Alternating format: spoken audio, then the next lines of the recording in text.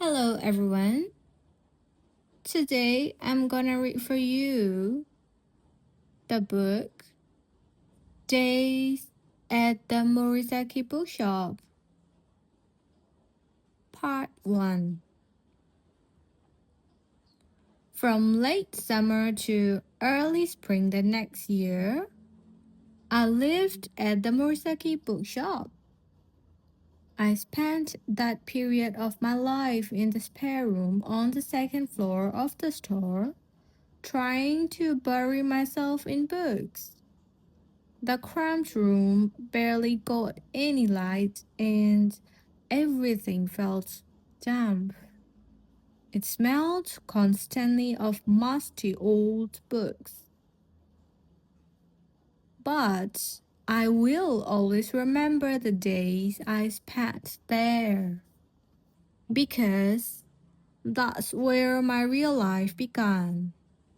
And I know, without a doubt, that if not for those days, the rest of my life would have been bland, monotonous, and lonely.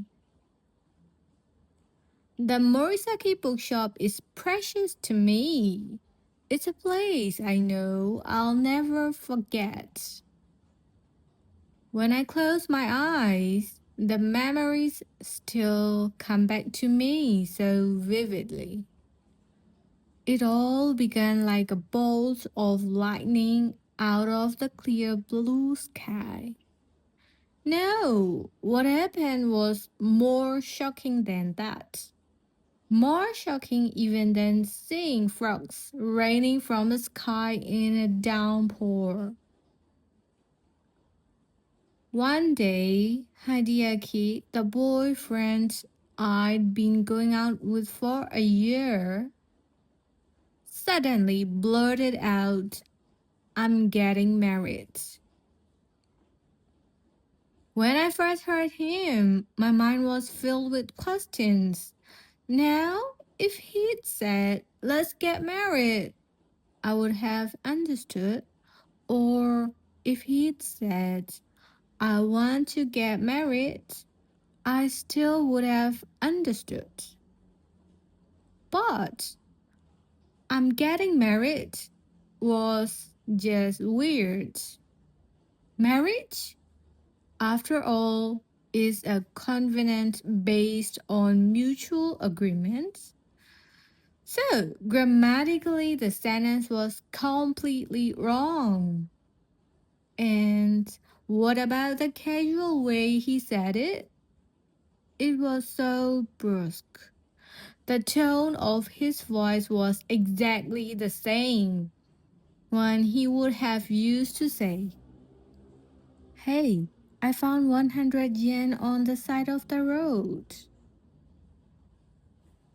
It was a Friday night in the middle of June. We were having a nice dinner together after work at an Italian restaurant in Shinjuku. The restaurant was on the top floor of a hotel, so we had a beautiful view of the city at night.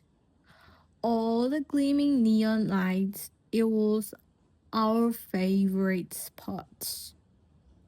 Hideaki, who was 3 years ahead of me at work, was someone I'd had a secret crush on from the day I started. Just being together made my heart bounce inside my chest like a trampoline. That night was the first time we'd been alone together in a while. So, as I drank my wine, I was in an especially good mood. But then, without thinking, I replied, "Huh?" I thought maybe I had misheard him, but he repeated what he had said, matter of factly. "So, it looks like I'm getting married next year?" "Married? Who's getting married to whom?" "I am. To her." was still puzzled. Who's she? And then he says the name of a girl in a different department of the company. Without the slightest hint of guilt in his voice. She had been hired at the same time as me, and she looked so pretty that even I wanted to wrap my arms around her. Compared to her, I was taller and more ordinary looking. I couldn't understand why he had even considered getting involved with me when he was going out with someone as pretty as she was. When I asked him, he said they'd been together for 2.5 years. In other words, they had been together even longer than we had. Of course, I had no idea that he was with anyone else. I never suspected it. I never considered the possibility. We'd kept our relationship a secret at the office, but I had just assumed that was to avoid making things awkward for others at work. Yet, from the very beginning, I was never his first choice. I was just someone to fool around with. How did I not realize that? Either I was slow or there was something off about him. Anyway, the two of them had already met each other's parents. The engagement gifts would be done next month. I felt dizzy. It was as if a monk had rung a temple bell inside my head. I could almost hear the gong. So, having the wedding in June would be great, right? But she didn't ask, and now, of course, it's too late for this year, which is why I sat there in a daze listening to the words coming out of his mouth. Then I muttered, "Oh, that's good." Even I was surprised by what I'd said. "Oh, thanks. But, we can still see each other sometimes," he said with a big smile. It was his usual smile. How sporting of him. He didn't have a care in the world. In a melodrama, this would have been my moment to get up and throw my wine in his face. But I'd never been good at expressing my feelings like that. It's only once I'm alone, mulling things over, that I can figure out what on earth I'm really feeling. And besides, the temple bell ringing inside my head was getting too loud to think. Still in a daze, I said goodbye to him and went back to my apartment alone. And when I finally regained my presence of mind, I felt a sudden wave of grief come over me. Far more than anger, I felt grief. A grief that was so violent, so intensely palpable, that I felt like I could reach out and touch it. Tears poured from my eyes. It felt like they would never stop. But no matter how much I cried, I couldn't seem to get a hold of myself. I hadn't even turned on the lights. I just collapsed in the middle of the room, sobbing.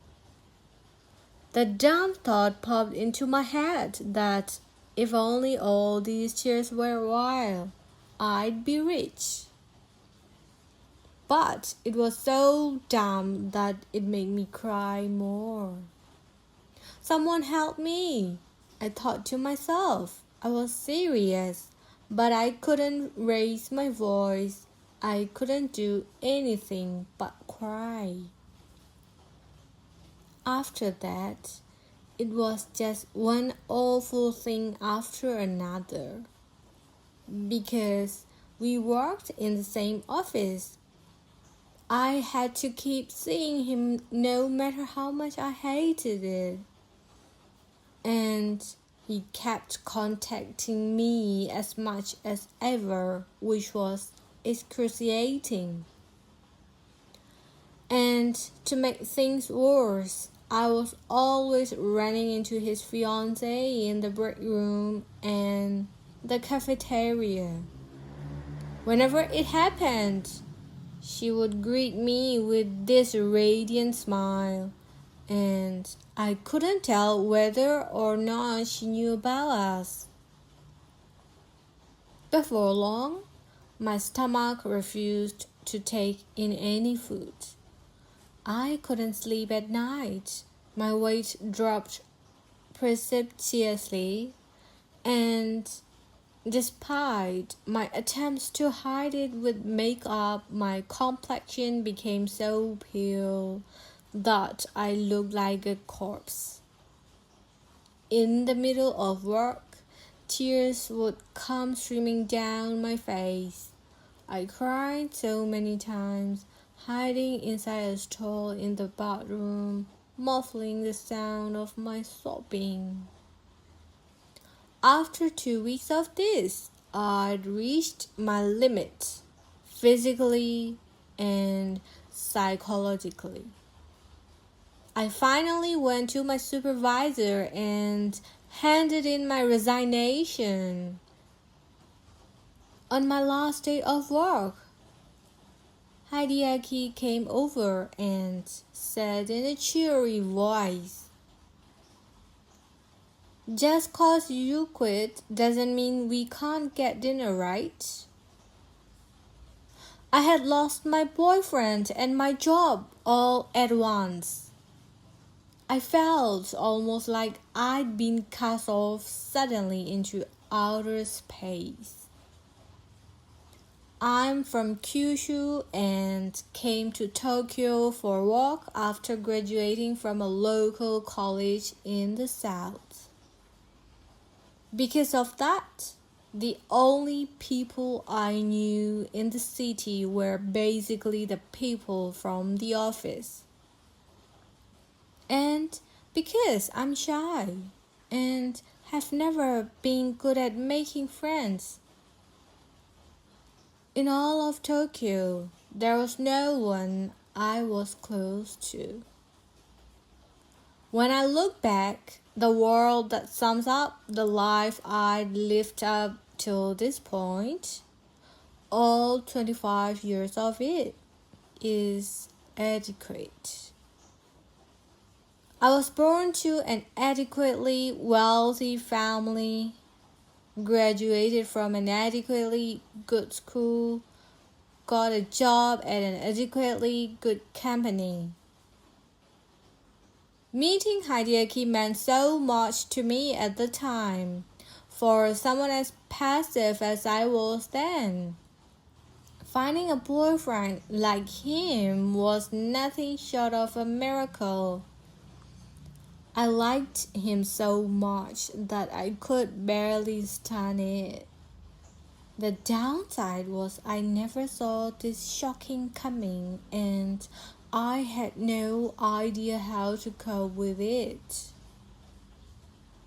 The coping mechanism I ultimately went with was to devote my life to sleep. Even I was surprised by how sleepy I was. I know it was probably my body's way of helping me avoid reality. But once I buried myself in my covers, I would fall asleep right away. I spent days in a deep sleep in my little room, drifting all alone through outer space. I probably spent a month like that. I was ignoring my phone, and then one night, when I woke up, I noticed I had a voicemail. I didn't recognize the number on the screen, but I gave it a listen. All of a sudden, I heard a cheerful voice saying, "Hey, hey, Takako, how are you doing? It's me. It's Satoru. I'm calling from the bookshop. Give me a call. Later's fine." Oh damn, I got a customer. Gotta go, talk soon. I sat there for a moment, puzzled.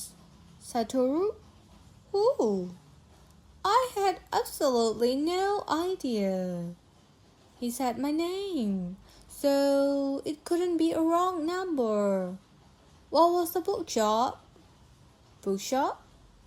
I turned the word over again and again in my mind, and then it finally hit me.